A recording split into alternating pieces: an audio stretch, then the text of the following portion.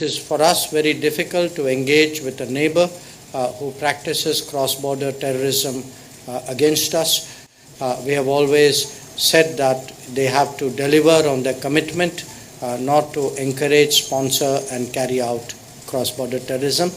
We continue to hope that one day we would reach that stage. بھارتی وزیر خارجہ جے شنکر کہتا ہے کہ پاکستان ایک دہشت گرد ملک ہے.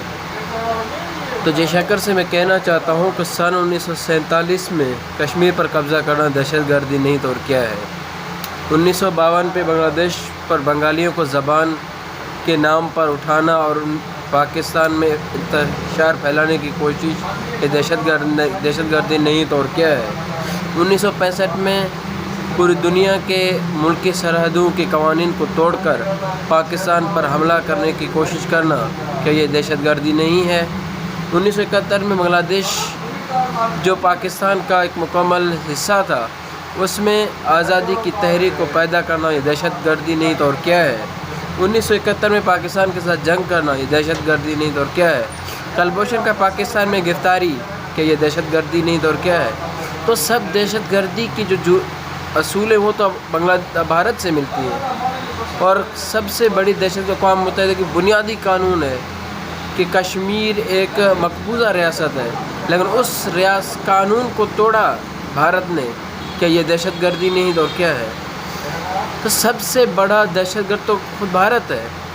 اور انسانوں کی حد سے زیادہ قتل عام جو بھارت میں کیا گیا، جو گجرات میں کیا گیا، وہ کشمیر میں کیا گیا، وہ شخص جو قاتل ہے وہ بھارت کا آج وزیر اعظم ہے. دہشت گرد تو اب کے وزیر اعظم ہے. اب کہتے ہیں کہ پاکستان دہشت گرد ہے.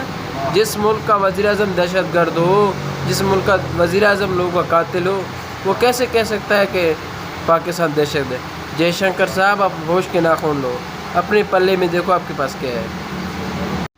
جے شنکر صاحب پڑوسی ملک پہ الزام لگانے سے پہلے اپنے پاس دیکھیں کہ آپ کتنے دہشت گرد ہیں، کتنا آپ نے انسانیت پہ ظلم کیا ہوا ہے.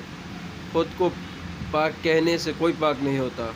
تاریخ میں ہر اوراق صاف صاف لکھا ہے کہ ظلم کی ابتدا، دہشت گردی کی ابتدا بھارت سے ہوئی ہے.